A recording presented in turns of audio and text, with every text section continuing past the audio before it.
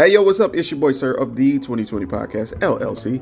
Please say the LLC. And before you listen to this episode, I just got to let you know, I need you to stop what you're doing. Go to blkrenaissance.com, and I need you to shop for the culture. That's right. Anytime you use the promo code LLC20 at Black Renaissance Clothing's website, you will get 20% off your order. Off rip, no questions asked. So do me a favor and do it for the culture. Peace. Hey, this is KJ, and I have a question for you. When was the last time you got something nice for yourself? That's what I thought.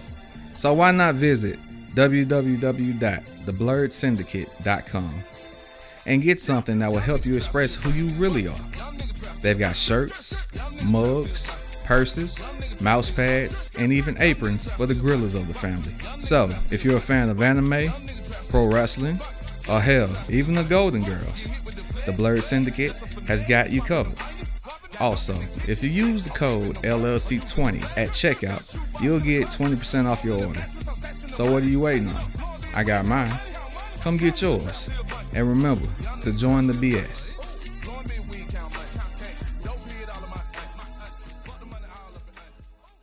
Hey, this is Butter So Fly of Powerlines Poetry, here to let you know anytime I feel good, I have to look good, so you have to listen to me. Make sure you go to gurudesigns.com, use a 3 instead of an E. The website is great, so you can get something for yourself, and then she makes custom clothes for men too. And guess what? I got a promo code for you. Use 20/20 and it'll get you 15% off of any order $25 or more. You can't beat that. Go to gurudesigns.com. The self-destruct sequence has been activated. Repeat, the self-destruct sequence has been activated. This sequence may not be aborted.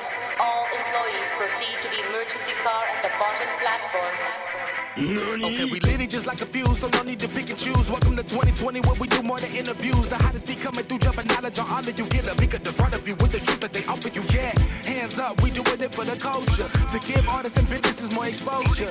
Keeping it real and stay silent just like a boulder. It's about to go all the way down, can't get no lower. Chasing my dreams, know that they get no slower. But if I stay running, I promise they getting closer. Moreover, success my older. And if you're sleeping on me, I'm waking them up like Folgers. I told you, coming from the land with the tide roll. Well, we'll be on a whole different vibe though. We like to ride slow and keep our windows tinted so you really can see us. Like Stevie Wonder waking up with his eyes closed. Yeah, got the kind of flow that rock the boat. On my 16s of pounds of dough. And if you figure you can hang with me on the mic, then grab some rope. Matter of fact, better grab some hope. While you at it, we keep it live, it's time to tune in. Turn up the sound on what you're using. It goes so hard, I think it's bruising. The show is 2020, no need to zoom in. Yeah.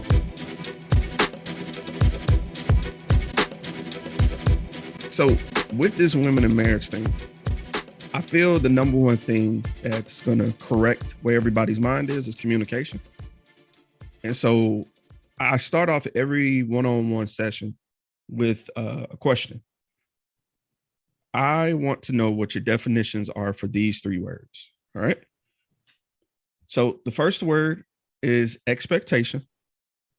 The second word is boundary. And the third word is standard. Now, the reason we're going with these is because these are like key points when it comes to any sort of relationship with people, whether it be platonic or romantic. Excuse me. So let me ask you. Well, first, I ain't even ask you this. How do you want me to, address you? Because I don't know if you want to put your government name out there or not, because, people are weird. Oh, no, it's Kiairra. Okay, all right. Shout out to y'all. Anyway, this is your boy, Sir. This is Women on Marriage, and I'm with Kiairra, my TikTok homie, my hometown hero for the day.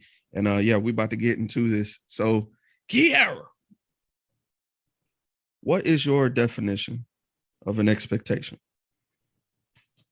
Oh, geez, that's hard without saying the actual word. It's something that, even if you feel like you got to say the word, say it, because there's no right or wrong here.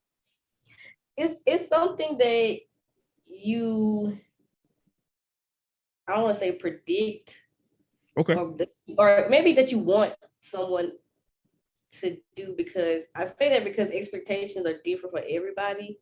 So it's like something that you want from that person, or that, I mean, I don't want to say expect, but because everybody knows what expect. I mean, but yeah, it's just something that almost like I don't say rule of thumb, but it's just like something that's put into place that you want or the other person is supposed to be doing, basically, or I guess, I don't know. gotcha. Something that's supposed to do, I guess. Okay. Now, I have this homegirl. Her name's Merriam Webster. You might have heard of her. She makes dictionaries. Yeah. So, so we're gonna call it M-Dub real quick. So M-Dub has these definitions, and I'm glad you said what you said because, like I said, there's no right or wrong answer. It's just interpretations of what it means. So I'm gonna read to you M-Dub's definition of an expectation. Okay.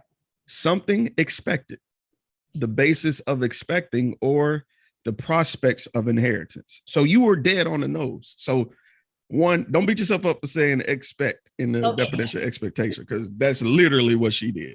Okay. But, so is what you think you're going to get, personally, what you are looking forward to when you inherit something, what comes along with it. So I think that's fair.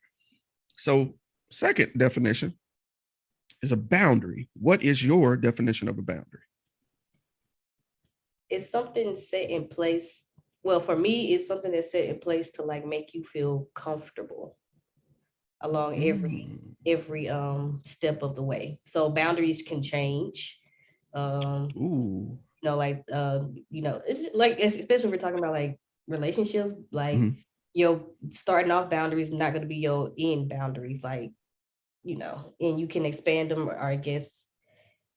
And one thing about boundaries is I think people think that boundaries can like be opened up, I guess, the way, but they don't like when you close them back. Like you can go positive, but you can't go back negative. So, you're saying like you open up more boundaries, to people, and then they're like, okay, cool. But as soon as you like have to push back, like bring yourself back, they don't like that. You're like, well, you were, okay with this, but now you're not. And I feel like people have the right to do that. I mean, I know that's more than a definition, but yeah. So let me get clarification. So you're saying, I agree with you. Let me say with you first, is that when there's a boundary and you've allowed someone to dwell in that realm of where that boundary is, and then you try to rescind the boundary, like take it back. Yeah. Their objection to that rescinding of the boundary is warranted because what's different now? What happened? Yeah. I totally understand what you're saying, and I think that's fair too, because I've seen where circumstances can kind of dictate for personal reasons. A person can want to scale back a little bit, and that can cause a rift. So I think that's a very good point you brought up. Now, going back to M-Dub, because that's our homegirl of the day. Her definition of a boundary is something that indicates or fixes a limit or an extent. So yeah, we're clear on that. It's how far something can go comfortably. Now, my question to you though, with what you just stated, where someone has a boundary that they may not be fully comfortable with, something happens and they have to rescind it. What do you think is one of the top reasons that something like that happens?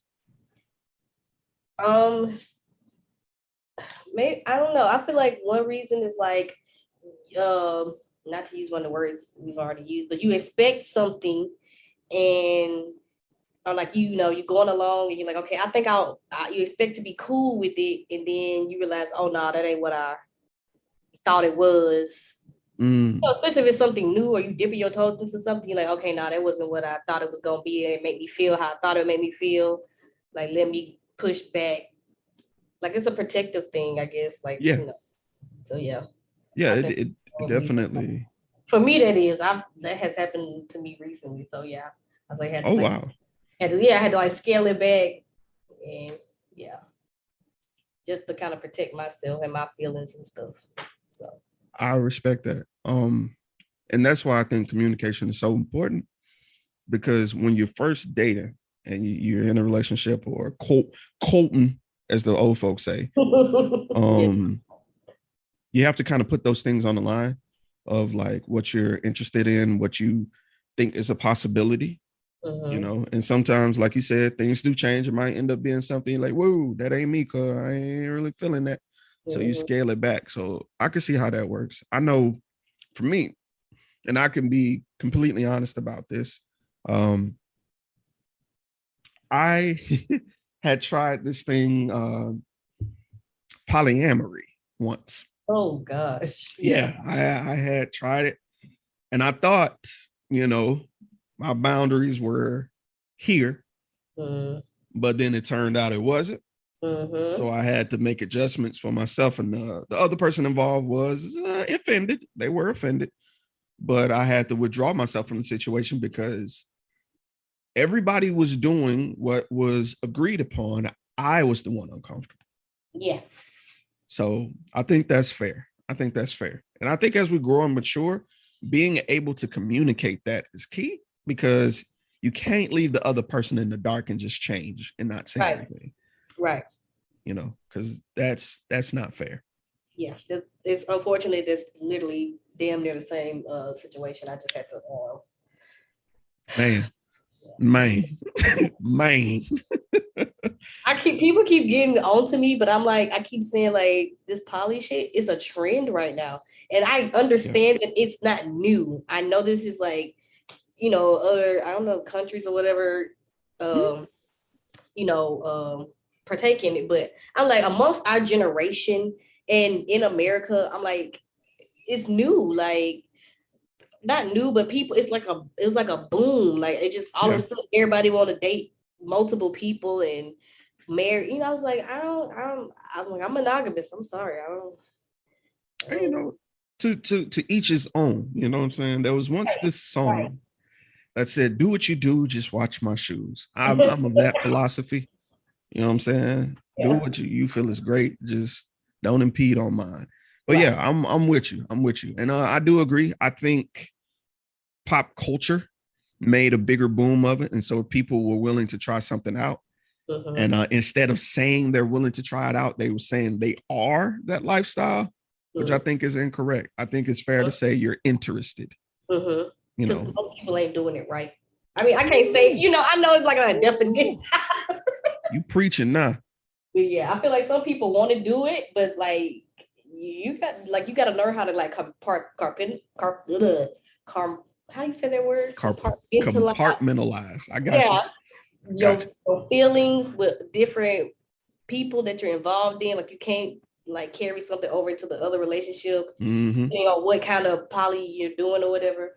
But I learned a lot about myself. And that's the beauty of communication, where you can try something and hopefully the other person reciprocates and understands where you are, you know. And that's the purpose of this conversation, is to meet people where they are. All right. So my last definition, and this is my favorite one. What's your definition of a standard? Oh gosh. You see, I had to lean forward and look at you. Yeah, you know, I can't see you. I had to. I look crazy. That's why I turn my camera off. I ain't true. But standard.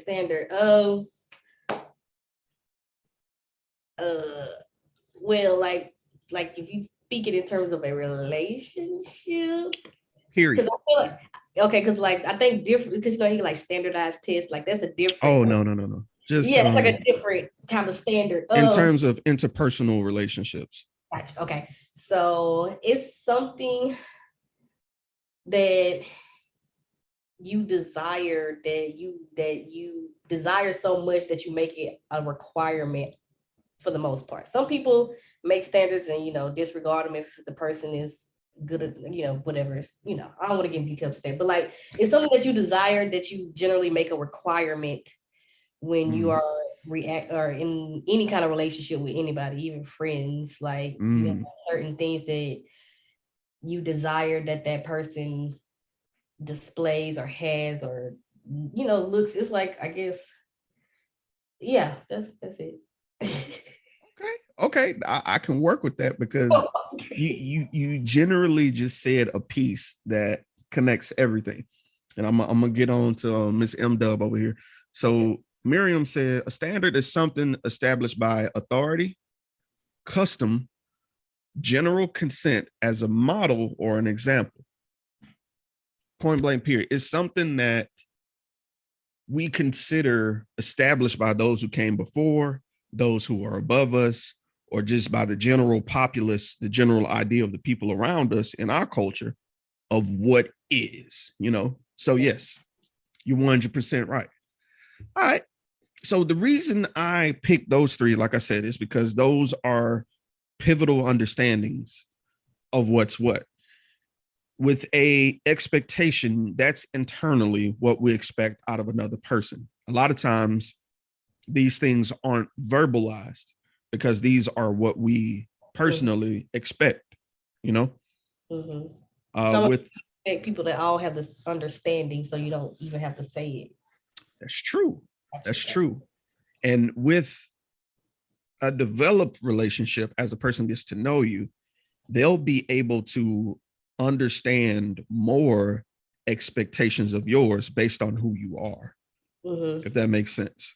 You know, so like I'll give an example. If I know when it comes to goddamn sandwiches, you don't like the crust on your sandwiches. If I go and get us goddamn some toast from Waffle House, I know you don't want the crust on your toast because you don't like it on your sandwich. You know, it's just, I know that's kind of a dumb way of putting it, but it's like an inference. Yes. I like that word. You know M-Dub, because you over here bringing out the words. You said compartmentalized inference. I barely said it. Hey, we working though. You was almost there. You break it down like right. Sesame Street. Break it down. All right. But no, with expectations, I feel, from what I understand, I try to put out as many of my expectations up front as possible. Because with newer people, you know, you're still in the new car phase. And sometimes, as much as you'll try to assume, they may not fully know. They may not know why, you know? So let's say, even looking at the sandwich situation, I don't like the crust on bread because it includes wheat and I'm allergic to wheat. But if I only just say I don't like the crust on my sandwiches, you just mean be like, oh, he can just peel it off himself. You see what I'm saying? Like there's a different weight to certain actions depending on what you know.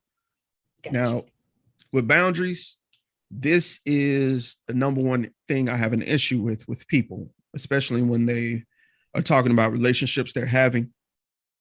They are adjusting their boundaries according to the relationship. And what I mean by that is I'm seeing people who are settling with being uncomfortable simply because they want companionship. I don't think that's fair to anybody because, one, you're going to end up resenting this person as your oppressor when they don't fully know that you're uncomfortable. And lastly, with standards are your overall view of how something should be. I'm not saying standards can't be changed. They can swap. But it has to be a change that both of you agree on, or at least see eye to eye on. Prime example, the number one thing I'm seeing is people being upset with the idea of a stay-at-home husband. I'm gonna be honest with you. I don't give a damn. If that works for y'all, if that keeps the house steady going and working, do it. I've seen where some husbands aren't able to work because of disability, but they may have a garden, they may have a side hustle, they may have a home business that they're working, and it works just fine for them. I'm gonna be honest with you. I'm a college dropout. My wife is a lawyer, and she says, "Hey, babe, you focus on the stuff here, and I go get the money out here, and we just do it like that." Okay, let's do it. If I'm comfortable enough in my role in our relationship to do what's best for us, I think we should stop comparing, you know, what standards are for different people or different groups of people. That's just me. Right. It just really mind your business for real. Y'all, big time. No cap, as the young folks say. So let me ask you this. Now, I have a few list of questions. Some of these questions I developed for men, some for women, and I switch back and forth and just according to the conversation. So personally, with you, Kiairra, what's a standard of yours that you won't waver on? Ooh, No. What did we say a standard was again? Okay. A standard, and this is according to M-Dub, because I don't want to give my personal, you know what I'm saying, thing. A standard is something established by authority, custom, or general consent as a model or an example. So like a standard of relationship is something that. Okay. One standard that I have that like I don't like, I don't know, it's kind of childish, but I don't want to be yelled at. Like if I don't yell at you, okay, don't yell at me. You know, some people kind of, that's how they express themselves. So it's kind of hard there, but like, I know it's kind of a simple standard, like, but no such thing as a simple standard. I'll be honest with you. I don't like to be yelled at. I don't like to be cursed at. You know, like we talking in general conversation and cursing, yeah, but like don't curse at me when we're having like a serious, any kind of thing like that.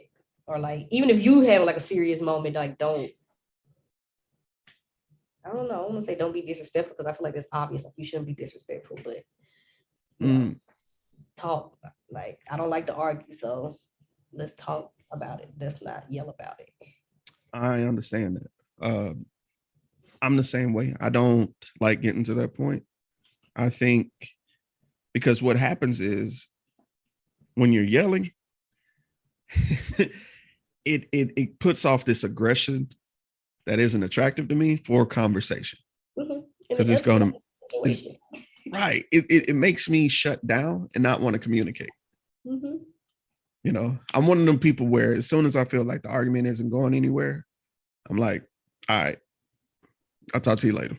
Right. So just back to our respective corners, like right. You go over there. Right. You know what I'm saying? Oh, my arm popped. Did you hear that? Damn. Yeah. Oh, I'm taking my vitamins. All right. So with everybody's ideal relationship of how they want things to go, clearly everybody has their own set of, I guess I could say key points in every relationship that are important. Like, I don't want to say standards, but like just characteristics. Maybe. Yes, like relationship characteristics that they're looking for. What are some things you are looking forward to, you know, in the idea of marriage? Like, what is something that you hope your future marriage entails? So these, I always say these anytime I start talking to somebody and it seems like it's going to get serious, but I always say, I need consideration. Like always put yourself in my shoes in any situation. I need consistency. Yeah. So like those are my two things. Like I hate people who are inconsiderate and I hate people who are inconsistent. Like don't start off one way and then start it like, you know, tapering off. Like if I'm being consistent, I need you to be consistent with me. And I'm the type of person, I'm gonna let you know when I feel like the consistency has worn, you know, like something in, you know, you doing something is off. I'm gonna say something. I'm like, hey, you tell me good morning every day. What happened? Like I hear you. Consistency and consideration, because I don't like when people don't put my thoughts, you know, like just like that's kind of selfish, because to me, we're cohabitating, or you know, even if we're not, like even as a couple, you still have to put things into consideration. Like, okay, well, you know, just you know, little stuff like, okay, well, I know she got to work late. Last week she had dinner ready for me when I had to work late. Let me have dinner ready for her since she had to work late today. You know, something like that. Just be considerate. Make anything to make my life a little bit easier. You know. So I don't know. Okay. No, that's a recurring thing I'm hearing, consistency. And I like that you added consideration into it because it forces you to think outside yourself. Because a lot of times we're coming from the perspective of ourselves on default because we are the main characters of our own story. Right. But when it comes to a marriage, it's two of you. So you can't be hasty in the decision that you make, you know? Right. All right. That's really dope. All right. So I want to ask you kind of like a inverse style of that question. Like, what are some, the lack of communication is the number one thing that I've been seeing why people are nervous about marriage. Where do you think that stems from? Like, why do you think people are having such an issue communicating what they want, what they need, what they expect? Why do you think that is? I think when you're like well on into a relationship, like it goes back to that expectations. Like you don't want to communicate something that you already think your partner should know about you or infer about you. Like I don't know. That's the best way I can say it. So yeah. I think sometimes our simplest answer is the most honest. Yeah. So I think you're spot on. All right.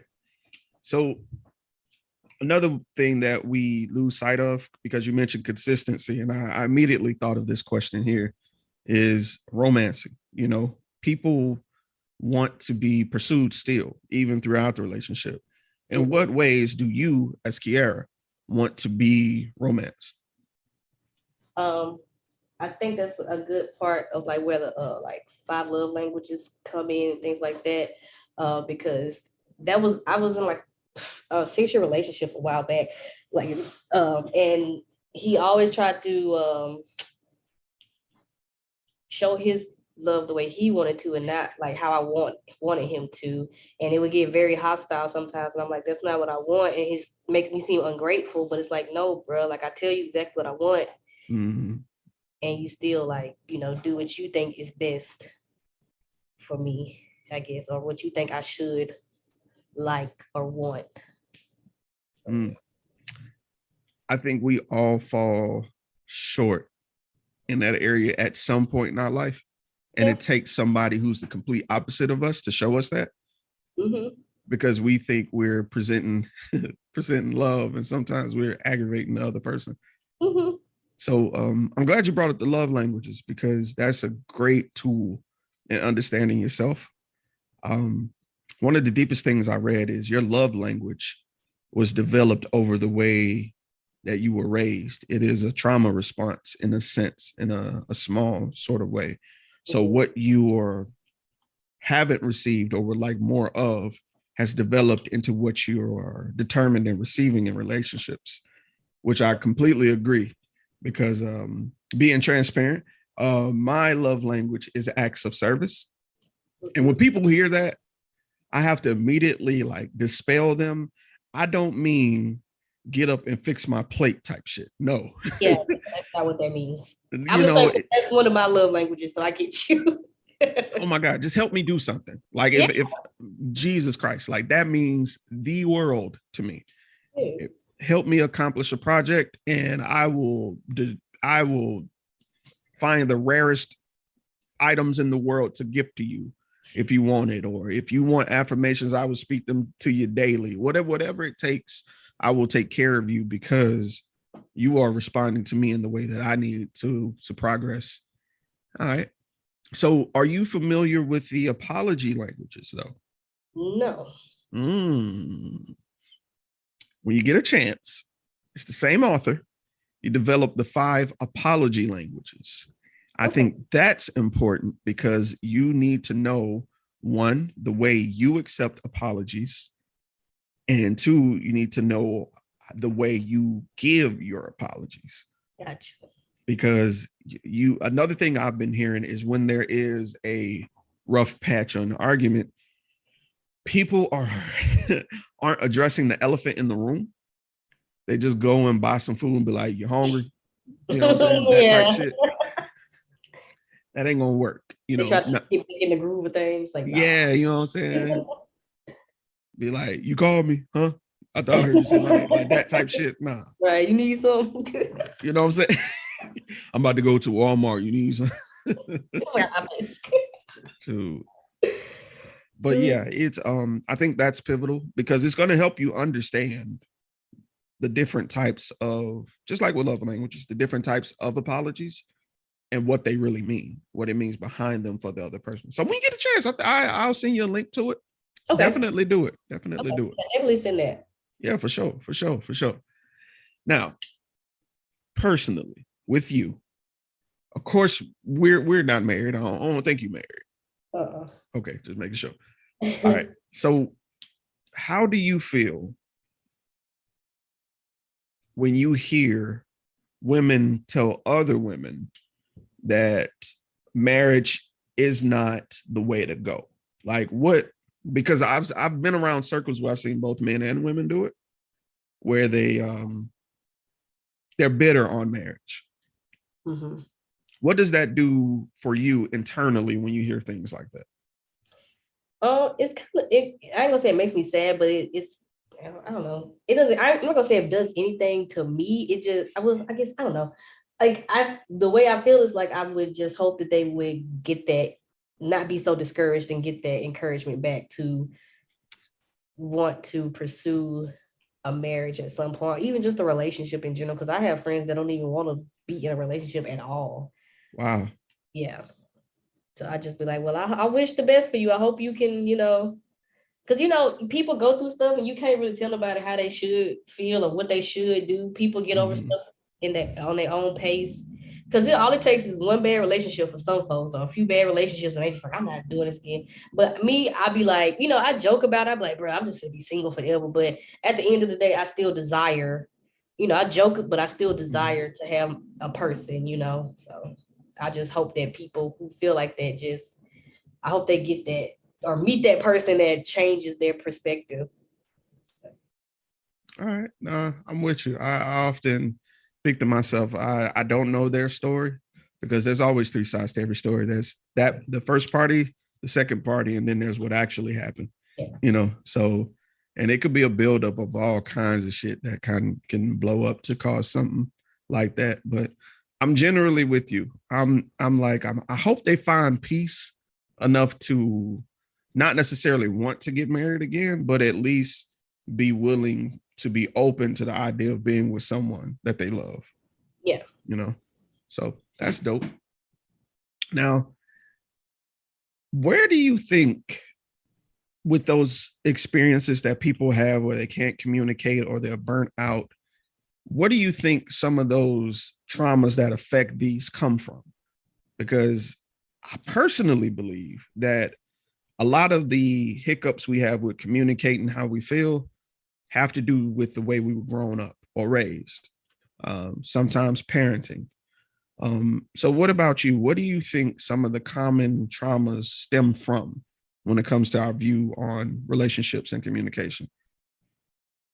I do agree that a lot of it, I feel like is based on what you've seen, what you think is supposed to be, I know you heard like, when it be like, well, like if a woman like gets abused and she stick around, folks be like, well, that's what her mama did, and she, and her daddy, so that's what she saw, and that's what she think love is, because like they I don't know, they make up a quote unquote logical reason, in their head for why that is what love is, even though they know, like, I feel like in your heart, like, okay, well, this is not right. But it's like you said, it's like what they've seen, they're like, well, this is what it is. And I hate that, because to me, like, my parents have been married, oh God, like over 20 years, easily. Wow. Years. Yeah, and they be doing some stuff, and I'd be like, nah, I wouldn't tolerate that in my marriage. Like, I'm the complete opposite. I'm like, nah, I don't want that part of the marriage neither. Like, so I don't know. I'm like, I feel like, I don't know, maybe it's like that type of person that they are, that they think like, okay, well, this is what I see, so this is what I should be pursuing. Like women who are crazy, like doing all kind of crazy stuff, like tearing up men's stuff when they, anything happens and all that. I'm like, that's wild. Like, I would never. Some of these videos I'll be seeing. Yeah, I don't know if they answered the question, but yeah. No, it does. It does. You know, so obviously everybody, you know, who I've been interviewing is interested in being married. What are some of the things you do to self-assess yourself? You know, when you hear about marriage, and like you say, you see examples of things that you like and you don't like, even in your parents. Right. Like, what are some of the things you review within yourself and internalize to kind of check to see if you, if I guess what you want in a marriage? Say it again. Say it again. No. And my bad. I may not have asked that in the best way. How do you self-assess if you're progressing to be the wife you want to be? Once again, it's big for me, the consideration thing. Like I want to practice what I preach. So if I'm telling you to be considerate of me, I always want to be considerate of you. And that's like, it's serious. It's like my biggest thing. Like, I want to make sure that you feel comfortable and that, well, you know, that we all feel comfortable. Everything is about a balance and cohabitation. So like, I want to make sure that I'm making you happy as well as you making me happy. So, yeah. All right. That's how I like, you know, because I feel like consideration drives a relationship because it can be used in so many ways. Like, you know, okay, I turned the TV down because I know she done fell asleep. Okay, let me go play my video game in the other room because I know I'll be sleeping and cussing and shit. Like, I ain't even think of that. Yeah, like little stuff like that. Like you just consider like, what? Okay, well, I know she got to be up early. I'll wash the dishes. You know, whatever. You know, I ain't gonna get into gender roles, but yeah, you know, just anything like that. You know, just be like, okay, yeah. You said that word. Let's go ahead and get into it. Oh no. Like, yeah. What are your thoughts on gender roles? Like, what do you? I absolutely hate them. Damn. I feel like everybody should just do their part. It shouldn't be like, I mean, if it's something like you physically can't do that the other person can, then yeah. Or I don't know, like say for instance, like you don't want to clean the restroom because it make you queasy or something. I don't know, that's random. But like, you know, the other person to do it just because they know like you just really don't want to do it. But like as far as like gender roles, I don't think for the most part there should be any. Like why both of us can't wash the dishes, why both of us can't cook, why both of us can't take the trash out. Like why would I just let the trash sit there and pile up and I could just take the shit out myself? Why would I wait for you to do it if I can just go take it out real quick? You know, like why is it a man's job to take out the trash? And I'm the type like I like to be self-sufficient, so I don't want to do everything for me all the time. Like I want to know that I can do it for myself if I have to, at least. Yeah. I'm glad you said that. Because I was about to ask a question. Because I hear you. I hear a lot of people say they don't really believe in gender roles. But I think we all do outside of things around the house. I'm gonna give an example. I've seen so many times where a young lady's on the side of the road, tire's flat, and she's changing the tire, and the guy's on the inside of the car. Now, I've mixed feelings on this. One, I feel if you don't know how, if you're a male and you don't know how, I feel like you need to be learning how. So you still need to be outside the car. Yeah, you need to learn something. You shouldn't be inside the car. You know, unless and there's some instances where you can't. I've seen where on Facebook someone was going off about, you know, the boyfriend being in the front seat and of the truck while she changes the tire. They were going to slap off, but it turns out this person was a paraplegic. Yeah, so I'm like, ooh, didn't even think of that. What if you watching the baby in the back seat or something? You know what I'm saying? Like, you know what I'm saying? So I've seen it. I've seen where it's, you know, some things that are off. But what about like financially? I don't think that matters. Like in terms of like gender roles. I don't think because like a woman shouldn't like say for instance she making more than the man. I don't think that's a problem. What was she supposed to do? Demote herself so she can make less money than him, or like if he's happy with his job, because I'm a firm believer in do what's gonna make you happy. Like if he's got a job, he happy with it, and he making money, and he can sustain himself or whatever his part of the 50-50, 100, however they do it, 70-30, however, if he could sustain his part of that deal, I don't see the problem, because women are real bosses these days. Like they make money, so you can't, just if you love that person, and like I said, y'all financially straight together, then what's the problem? That is. All right. So if you could talk to a younger version of yourself, if you can go back in time and give yourself one nugget of advice regarding dating, what would you tell, let's say, the 10-year-old you? What nugget of advice would you give yourself? Don't take like your first 7 relationships serious. Because when you're younger, you just be going through the motions. You just want to be, I got a boyfriend, I got a girlfriend. You don't know halfway what that person got going on.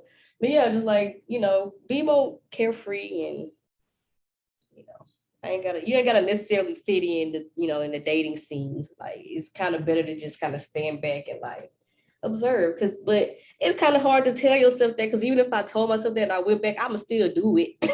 Like, because you growing up, you got hormones, you got peer pressure. Like it is what it is. Everybody ain't strong enough to just not give it to peer pressure. Everybody, everybody wants to fit in and be like, yeah, I got a boyfriend, I got a girlfriend. So, but yeah, like, just don't take it so serious. Because I'm crying. Why am I crying over this man? Like this boy, really. I heard you catch yourself. We young. That was funny. That was funny. I want to ask you this before we start winding down. At what age would you say that you truly understood what dating actually was? Shoot. I would honestly say like in my late 20s. Like I said, I did have that 6-year relationship that taught me a lot about what I did and didn't want in a relationship. And it kind of made me, when I look back, I was like, this lasted way longer than it should have. Like I should have been more, I don't want to say selective, but just more patient, getting to know this person more before jumping into something. We didn't jump into it. I think we started getting comfortable with each other, and it was just like convenient. So yeah. I respect that. I think a lot of times we take conveniency further than we should. For sure. So I think if I could go back in time and tell myself, I'd tell myself that piece as well, that convenient ain't always better. Sometimes it's just force of habit, when dealing with people. And sometimes habit can be toxic. Oh yeah, for sure. Because all habits ain't good habits. Oh man, what you say? All right. Well, ma'am, I thank you for your input. This was a very dope conversation. You did very well. You sitting over here talking about, I'm gonna be nervous, blah blah blah. I be rambling sometimes, so I was trying to keep it like concise. Nah, man. Look, like I said, this is one of those conversations where I want you to go down the rabbit hole, because for every time you do it, somebody is thinking the same exact shit. Gotcha. So Right. I appreciate that. Now, Miss, I'm not sure. I've been saying both. It's been Kiairra and Kiairra. Which one is it? It's Kiairra. Kiairra. Okay, because I see air in your name. Duh. Yeah, Should have known. Kiairra. Kiairra. Hell no. That is exactly how it's spelled. That is dope. Sound it out, nigga. Like, that's dope. That's dope. I like that. If I have kids, I'm gonna make sure my name is like that for them. Phonetically spelled right. It is. You cannot fuck that up, which I've been doing. I get Kiairra all the time. Like, why is your Now, that hard. now, in all fairness, the reason I do that, I have a cousin who's Kiairra. Gotcha. So that's why it's a force of habit. Yeah. Shout out to you, Kiairra. I know you be listening. But Kiairra, if anybody wanted to follow you on like TikTok, where could they find you? Oh gosh, I'm awkward. _AF.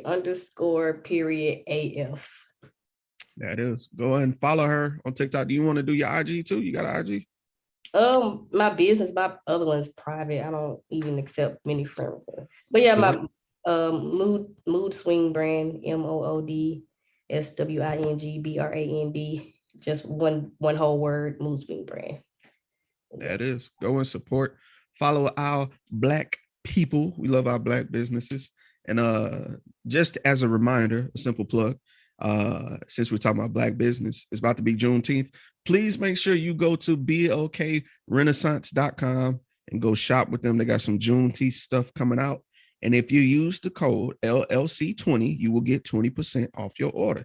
That can handle all of shipping or damn near it. So make sure you go and support our sponsor, Black Renaissance Clothing. All right. Kiairra, Jesus Christ, I did it again. Kiairra, this is what happened when you've been talking too much. Kiairra, thank you again so much. I appreciate you. And with that being said, this has been your boy, Sir. Kiairra, I'm awkward as fuck, and we out. Thank you. Hey, this is Mystique. This is Mr. Everlasting. And this is the Safe Word. Safe Word. Y'all make sure y'all join us every first and third Friday of the month. Every month. We are in season 3. Season 3. Y'all already know what it is, man. Tap in.